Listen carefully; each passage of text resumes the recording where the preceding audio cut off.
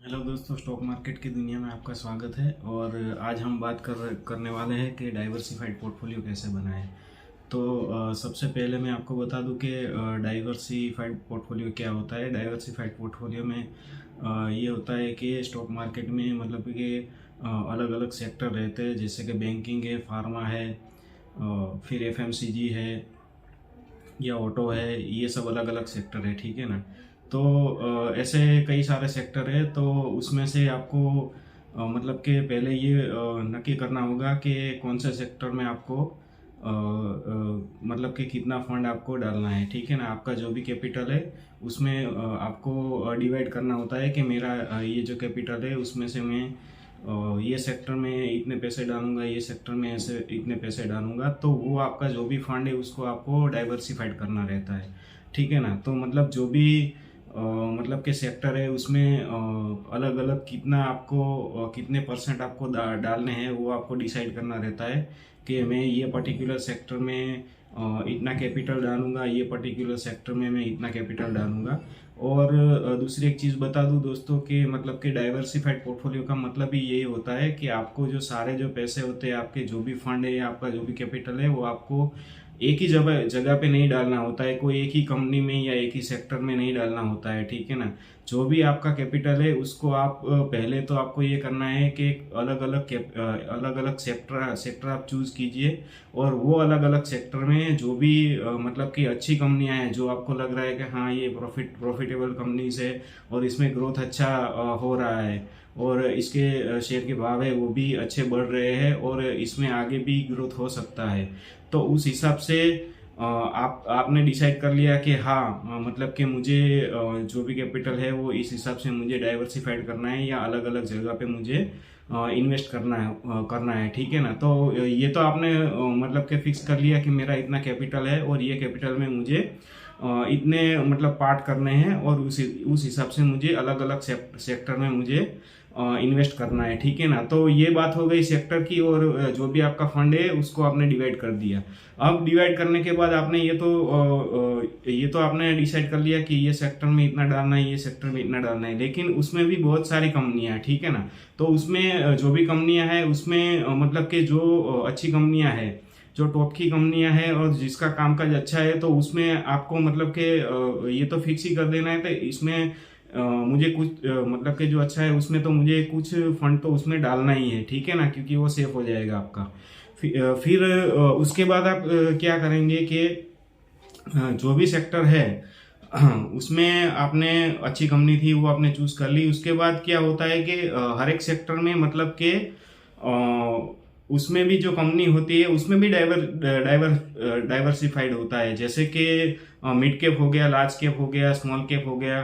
तो मतलब कि ये भी छोटी कंपनियां हैं, उससे बड़ी कंपनी है, उससे बड़ी कंपनियां, ठीक है, ब्लू चिप कंपनियां हैं। तो ये जो सारी कंपनियां हैं उसमें भी आपको मतलब कि सिलेक्शन करना होता है कि मतलब कि ये जो फंड है मैंने सेक्टर सिलेक्ट कर दिया, उसके बाद आपने जो भी कंपनी सिलेक्ट की है वो मतलब मिड कैप कंपनी है, लार्ज कैप कंपनी है या स्मॉल कैप कंपनी है, ठीक है ना। तो उस हिसाब से भी आपको करना होता है। अगर आपको कम रिस्क लेना है तो मतलब आप लार्ज कैप कंपनी में जाइए, आपको उससे कम रिस्क लेना है तो मिड कैप में जाइए। और अगर आपको मतलब कि थोड़ा रिस्क लेना है और रिवॉर्ड भी ज्यादा चाहिए तो फिर आप स्मॉल कैप में भी जा सकते हैं। तो ये मतलब बात हो गई कि आप अलग अलग सेक्टर में अलग अलग कंपनियां हैं और वो कंपनी में भी स्मॉल कैप, मिड कैप और लार्ज कैप जो है वो उस हिसाब से आपको अलग अलग आपका फंड एलोकेट करना रहता है, ठीक है ना।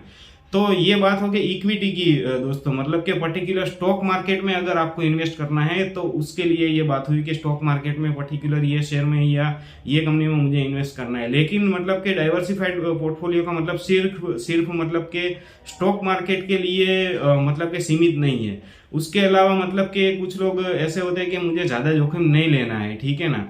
तो आप स्टॉक मार्केट के अलावा मतलब कि जो सेफ है, तो सेफ में सबसे जो सेफ हो जाएगा वो हो जाए एफडी। एफडी के बाद अगर कुछ सेफ है तो वो है म्यूचुअल फंड, ठीक है ना।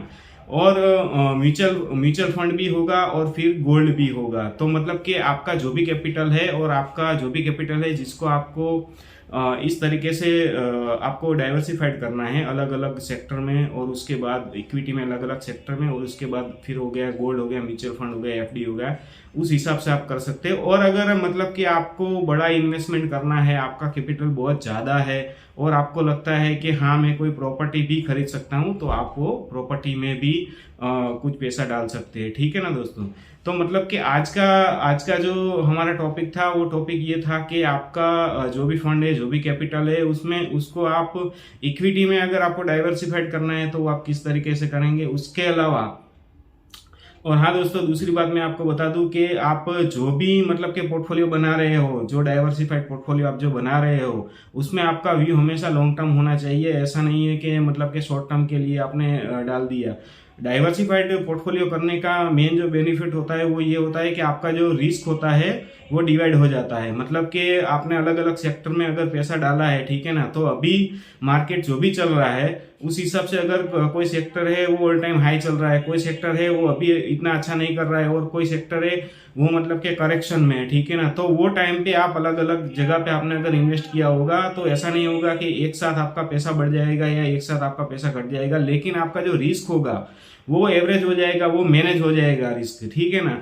तो अगर वो जो भी सेक्टर अभी अंडर परफॉर्म कर रहा है वो कभी ना कभी फिर वो आउट परफॉर्म करेगा, और उसके रेट अभी जो नहीं बढ़ रहे हैं वो कभी उसके रेट बढ़ेंगे, ठीक है ना। तो अभी आप उस सेक्टर में, सारे ही सेक्टर में थोड़ा थोड़ा पैसा आप डाल रहे हैं, तो आपका जो रिस्क है वो मैनेज हो जाएगा। और इस हिसाब से मतलब कि जो डाइवर्सिफाइड पोर्टफोलियो रखना होता है, अलग अलग जगह पे आपको इन्वेस्ट करना होता है, उसका मेन रीजन यही होता है दोस्तों कि आपको वो बेनिफिट रहता है। एक तो आपका रिस्क कम हो जाता है, और दूसरी जगह पे जिस जगह पे तेजी है और जिस जगह पे मतलब कि अच्छा ग्रोथ हो रहा है और उसके स्टॉक के भाव बढ़ रहे हैं, तो वहां पे भी आपको मतलब कि मुनाफा होगा, वहां पे भी आपको प्रॉफिट होगा, ठीक है ना दोस्तों।